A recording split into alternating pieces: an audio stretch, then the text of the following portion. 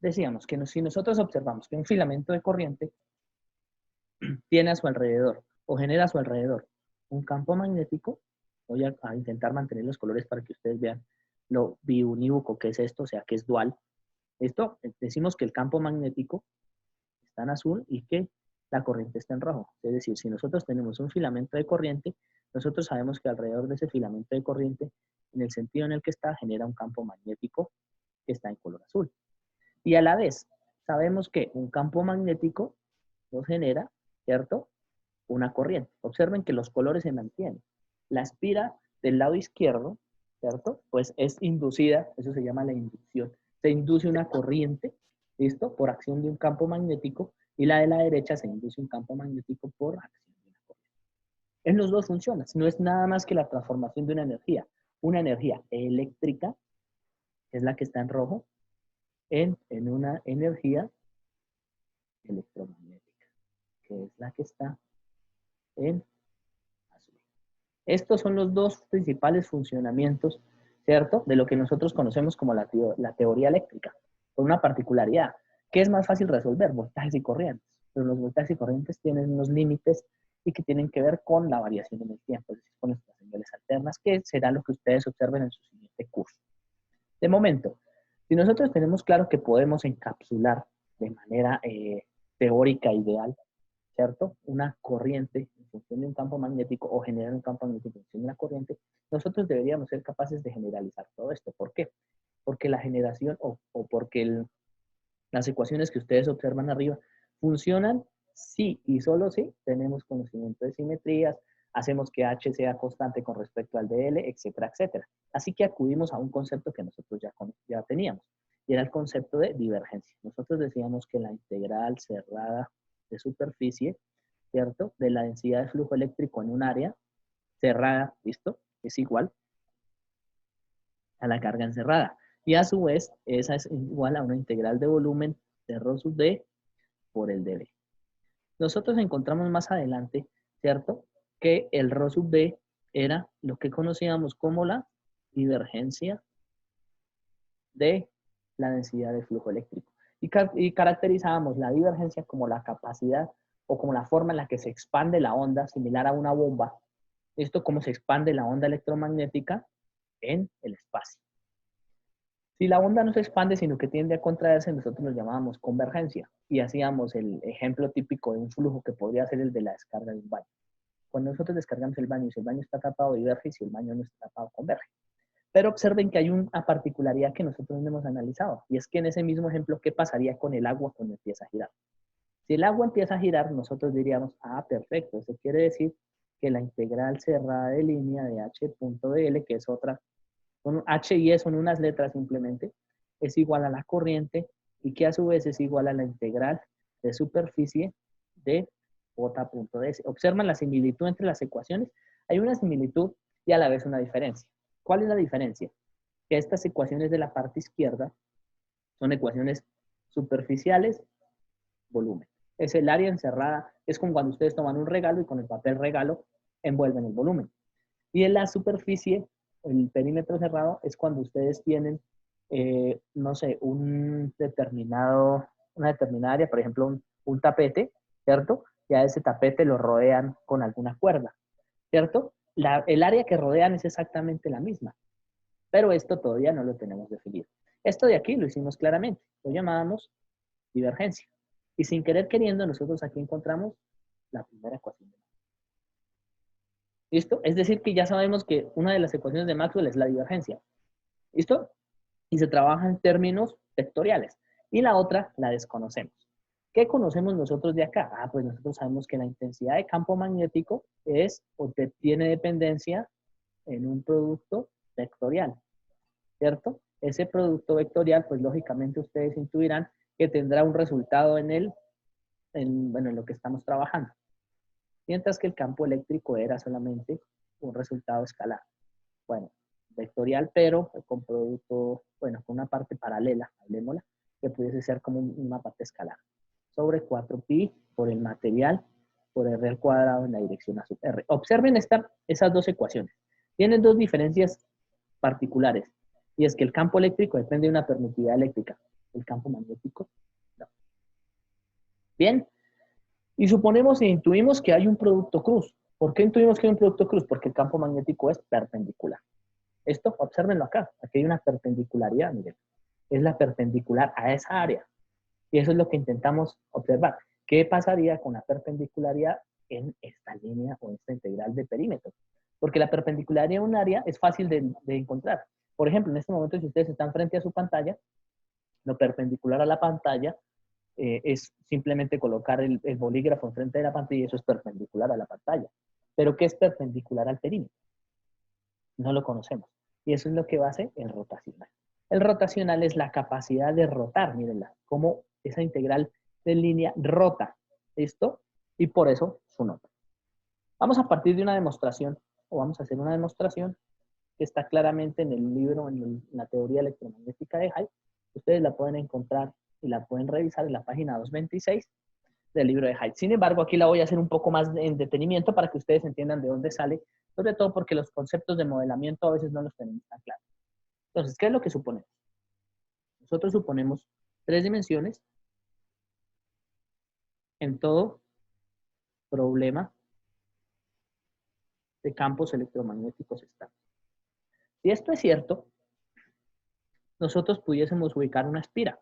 Es decir, la ubicación de una espira de este tipo, vamos a ubicarla inclinada, por la cual atraviesa una determinada cantidad de campo magnético, pudiese ser caracterizada como una reflexión, voy a dibujarla en la parte izquierda, derecha, perdón, como una espira que está en el eje XY, una espira que está en el eje YZ y una espira que está en el eje XZ. Es decir, ustedes pueden caracterizar eso como esta espira, ¿cierto? Como si tuviesen unos espejos, esta espira y esta espira. Es decir, que si la espira empieza a girar en un determinado sentido, supongamos empieza a girar su corriente en este sentido, nosotros también pudiésemos caracterizar y decir que la corriente giraría en este sentido, supongamos para la espira que está en la parte inferior, en este sentido para la espira que está en el plano YZ y en este sentido para la espira que está en el plano XZ. Y caracterizar el fenómeno. Pero vaya a hacerlo con una espira y ustedes, y luego lo generalizamos para que tengan el resultado total. Entonces vamos a la definición general de, supongamos que yo puedo hallar el campo magnético en el centro de la espira. A ese campo magnético en el centro de la espira lo voy a llamar H0.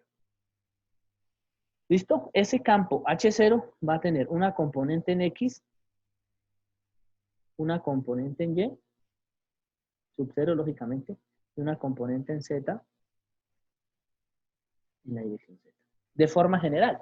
De modo tal que si nosotros logramos modelar con esa forma general, ¿cuánto me da la cantidad de corriente que puedo encerrar con esa espira? Pues inmediatamente tengo resuelto el problema que tenía la integral. Y eso es lo que pretendió hacer Maxwell. Pero Maxwell tuvo que hacer una suposición y es decir, bueno, yo ya supuse que partí de la espira en el punto central. Pero observen que esa espira debe tener unas dimensiones. Así que a esa espira le voy a dar las dimensiones delta de Y porque está en este eje Y, delta de X porque está en este eje X, a esta le podrían decir delta de Y, delta de Z, y a esta le podrían decir delta de X, delta de Z. La simbolizo, pero solamente voy a trabajar sobre el plano XY. Después todo es general, cambio simplemente las letras y ya basta. Esto y necesitaba caracterizar cuánto variaba. Entonces, cuando ustedes tienen un campo magnético, si ustedes lo cambian de dirección, él varía. Miren esa dirección que quedó en rojo.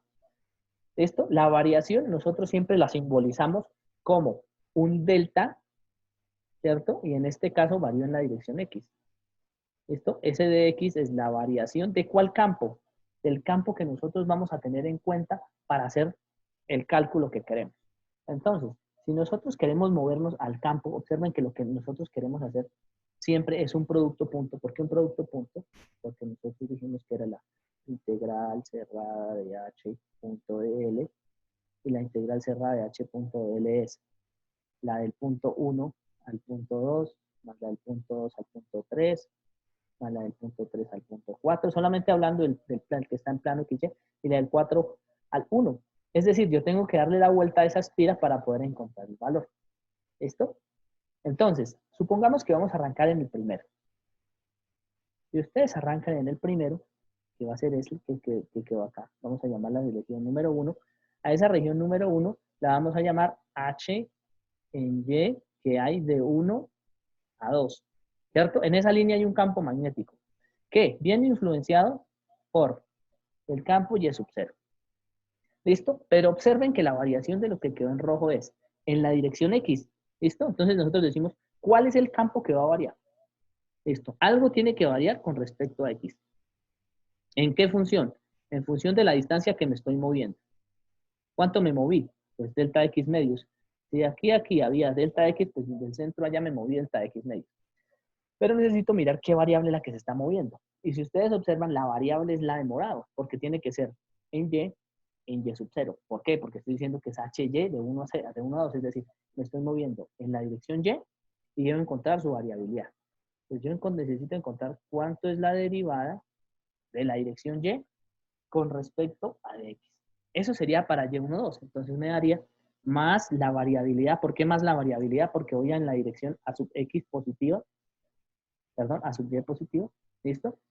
Y entonces yo tendría esos valores. Entonces, más la derivada de Y con respecto a X por delta de X. ¿Listo? ¿Vamos bien hasta ahí?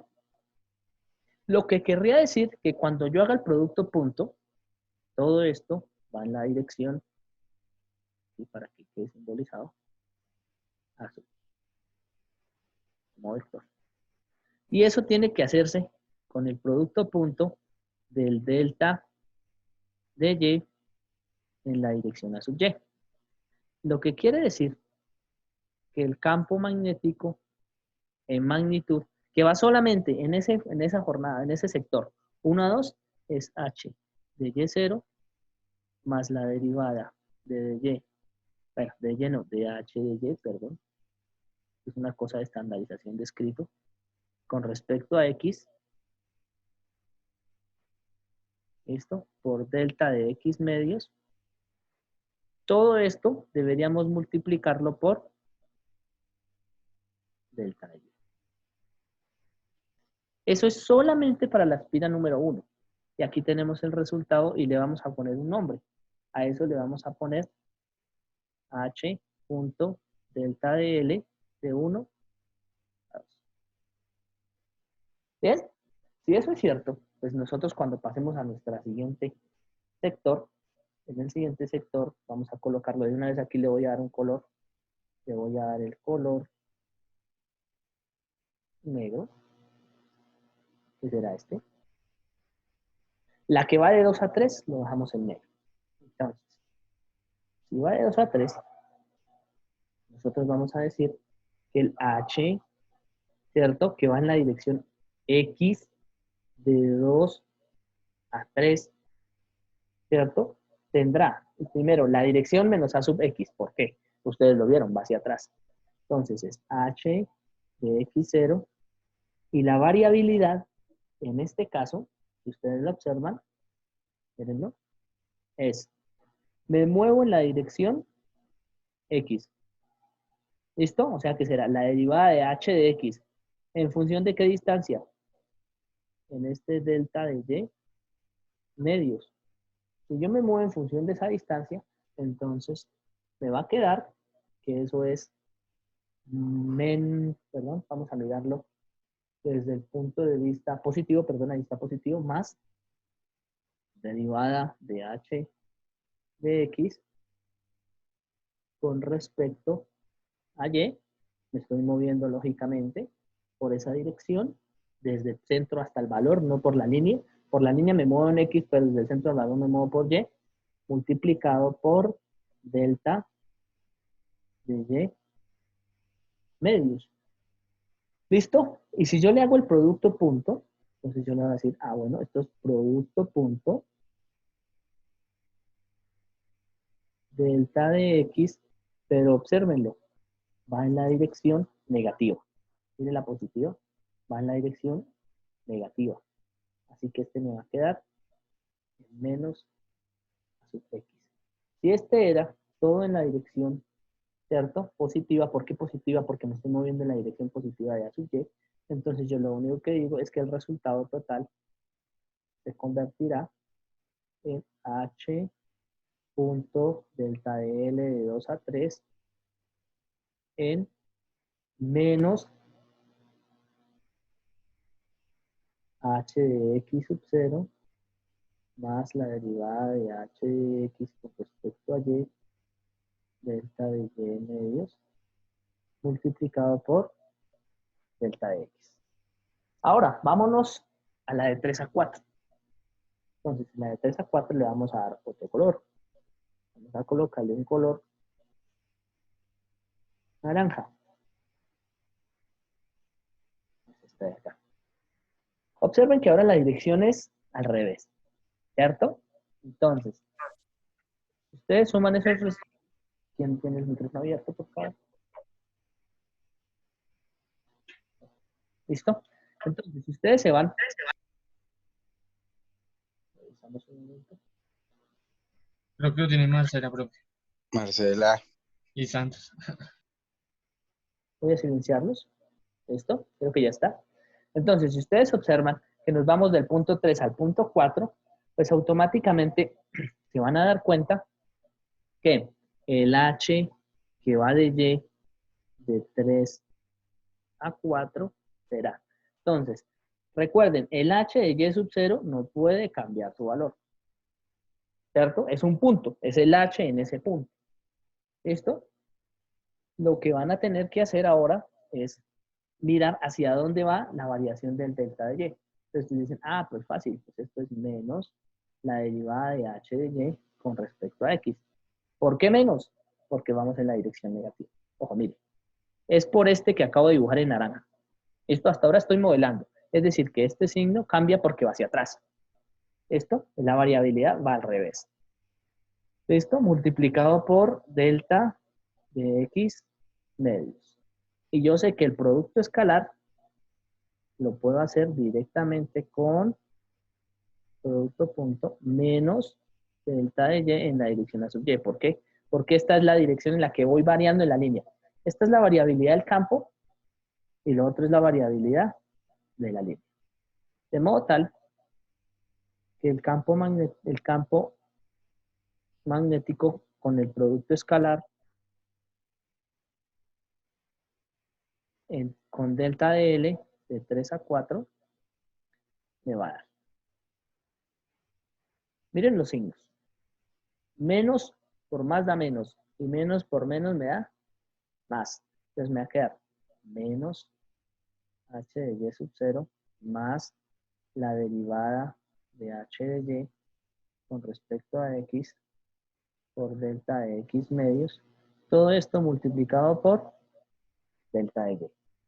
Y si repitiésemos esa parte particular o ese pedazo particular, pues ustedes encontrarían que la última parte, que es la que obedece al color que está en azul, vamos a dejarlo en azul ya que fue el único que quedó, pues entonces van a tener el mismo resultado. Viene en la dirección negativa, así que h, listo, viene variando por x de 4 a 1,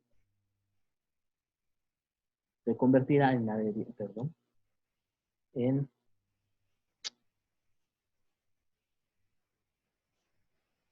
h, ¿cierto?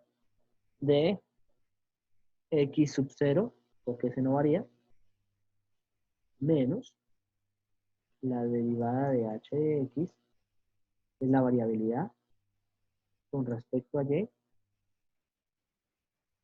multiplicado por delta de y medios, y ustedes saben que el producto escalar se hace con menos delta de x en la dirección a sub x. Si este va en la dirección a sub x y el otro va en la dirección menos delta de x menos a sub x, quedó un poquito mal escrito, pues automáticamente ustedes van a encontrar que h de x de 4 a 1 producto escalar delta de L de 4 a 1 es igual a menos por más da menos, entonces me queda menos h de x sub 0 más la derivada de h de x con respecto a y por delta de y medios multiplicado todo esto por delta de y. Y observen una particularidad. Voy a mostrarles dos ecuaciones. Entonces, vamos a la página anterior. Tenemos dos que iban positivo negativo en el eje X y dos que iban positivo negativo en el eje Y. ¿Cuáles son esas dos? La negra y azul, la naranja y la morada. Que si nosotros observamos serían las ecuaciones. Vamos a hacerlo morado. Voy a redondearlas con el mismo color. La morada. ¿Listo? Miren el signo del HY sub 0, positivo. Positivo, positivo. Ahora vamos a la otra, que sería la que está en naranja.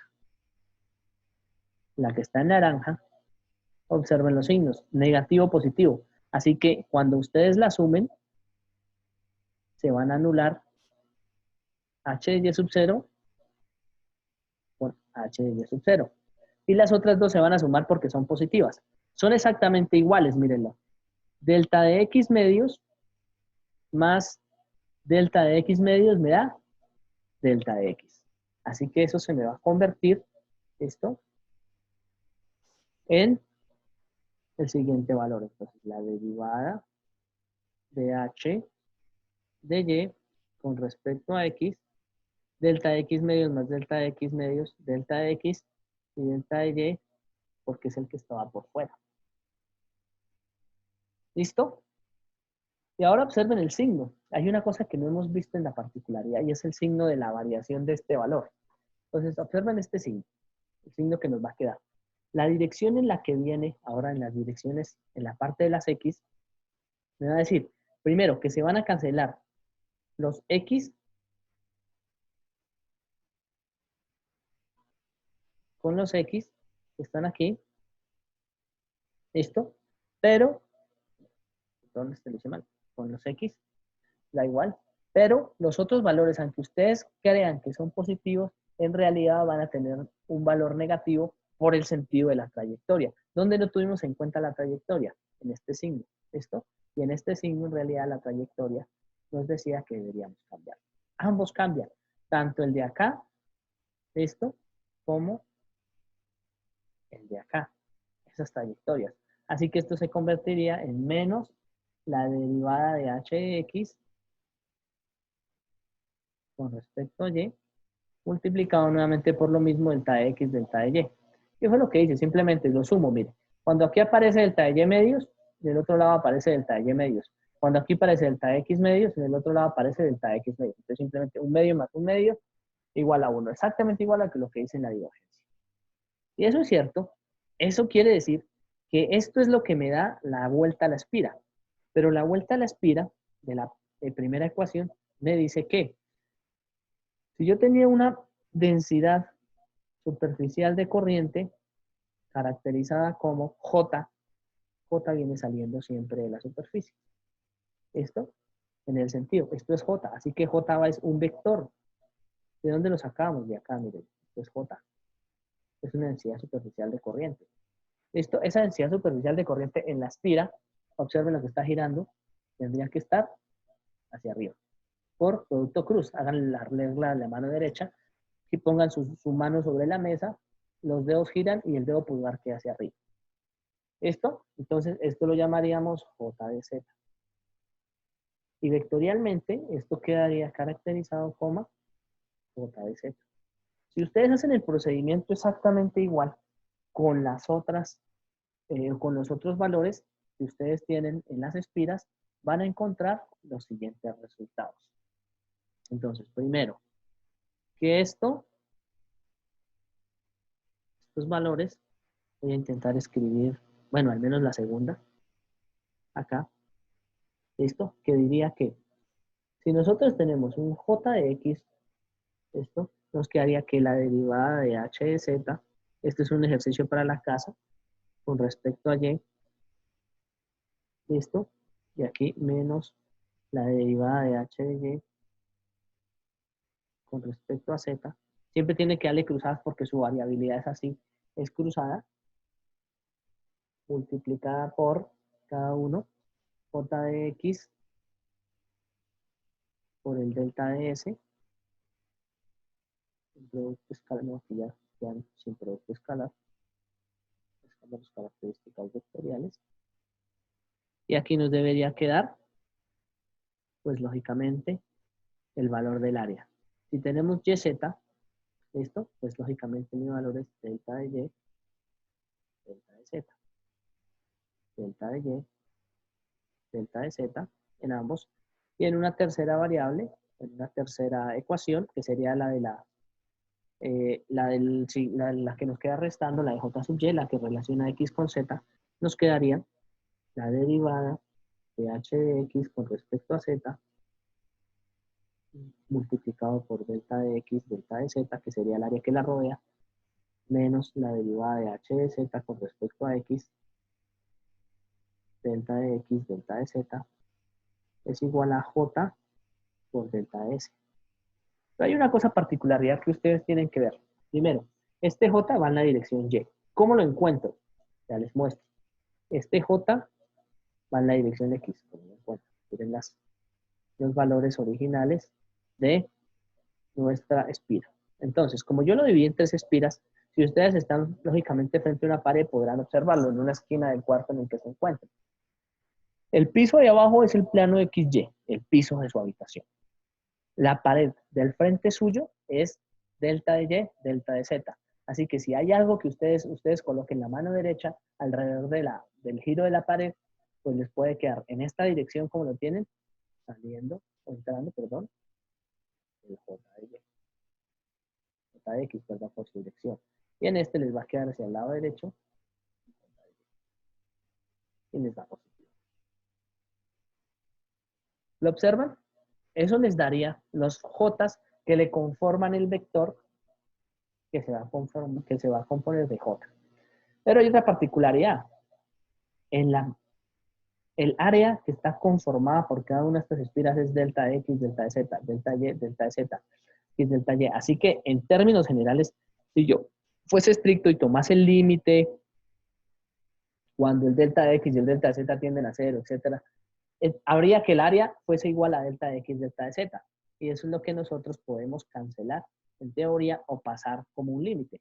Yo lo tomo como cancelado porque en términos prácticos eso es en realidad lo que simboliza, ¿no? En una aproximación directa, lo que simboliza es eso. Lo seleccionamos y le decimos que factor común se calcula con el delta S. Factor común se va con el delta S. Factor común se va con el delta S. Y si sumamos los tres, Jx más Jy más Jz, pues vamos a encontrar el vector que nosotros estábamos buscando. Es decir, J se descompone como J de X más J de Y, cada uno en su dirección, lógicamente, más J de Z en la dirección a sub Z. Y más aún, hemos llegado a un resultado que es bastante interesante, y es que ya conocemos cuánto me da J de X, J de Y y J de Z, y no es más que una relación de derivadas. Esa relación de derivadas, automáticamente ustedes lo pueden ordenar. Vamos a ordenarlo un poco para que entiendan de dónde viene el resultado y poder dejar la clase completa. Por ejemplo, J de X, voy a colocarlo en orden, me da derivada de H de Z, esto debería ser igual a la derivada de H de Z con respecto a Y menos la derivada de H de Y con respecto a Z. Todo esto en la dirección X más J de Y, que sería la derivada de H de X con respecto a Z menos la derivada de H de Z con respecto a X. Todo esto en la dirección Y. Y lógicamente, el de Z, que fue el primero que encontramos, más derivada de H de X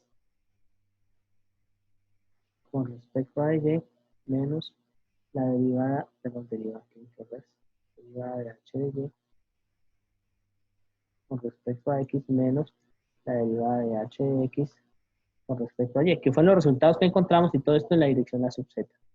Observen que cada uno de esos es equivalente, pero imagínense intentar memorizar todo lo que está en verde para llegar a una ecuación. Pues resulta y pasa que si ustedes son, o bueno, en ese momento se fue meticuloso cuando se encontró el rotacional, uno se da cuenta que están cruzados. Observen la particularidad. Está cruzado, ¿por qué?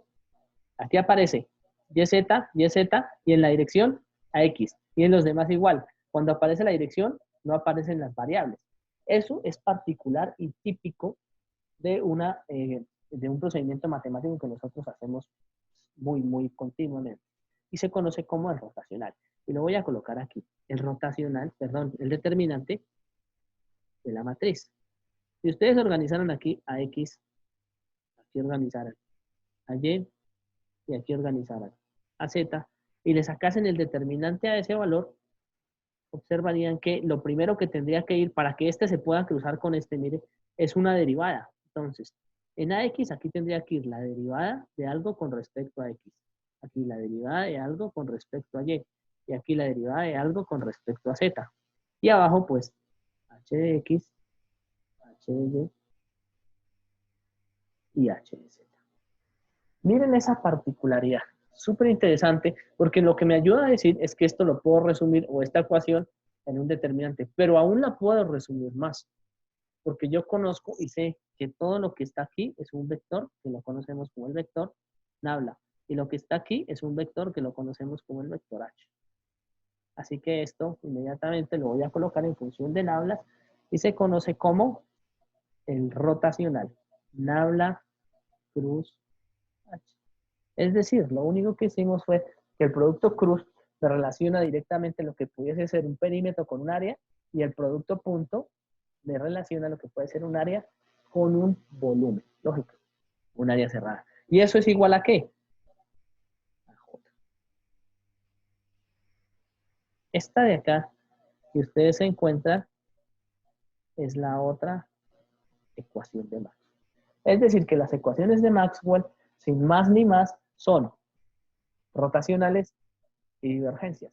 Estas son las que pudimos encontrar. Un rotacional y una divergencia. Una en campo eléctrico y una en campo magnético. Las otras las tendremos que encontrar por añadidura, también en campo eléctrico y en campo magnético. ¿Hasta ahí tenemos alguna duda?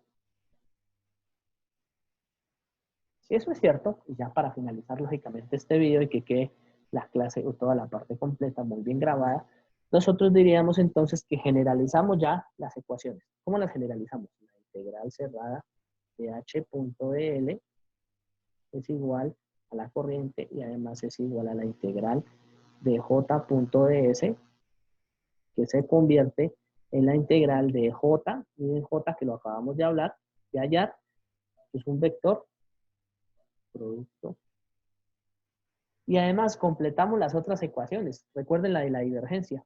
La de la divergencia me decía que la integral cerrada de superficie de P.ds era la carga que lograba encerrar, y a su vez era la integral de la densidad volumétrica de carga en un volumen, y que a su vez se convertía en la densidad volumétrica, que es la divergencia. Esto es nuestro punto en un volumen. Y encontramos las dos relaciones que eran importantes. ¿Dónde? Recuerden, este simboliza en el ejemplo del baño, que el baño tenga algún problema y se tape, y diverge. Y este significa cómo está rotando el agua, cómo rota. Por eso se llama rotacional, en función del perímetro. Bien, muchachos, entonces con eso tenemos la demostración. Ahora lo que nos interesa es poder realizar algunos ejercicios, y como ustedes intuirán, pues si lo hacemos por un método o si lo hacemos por el otro, pues deberíamos obtener exactamente los mismos resultados como fue en la divergencia, ¿vale? Entonces, por favor,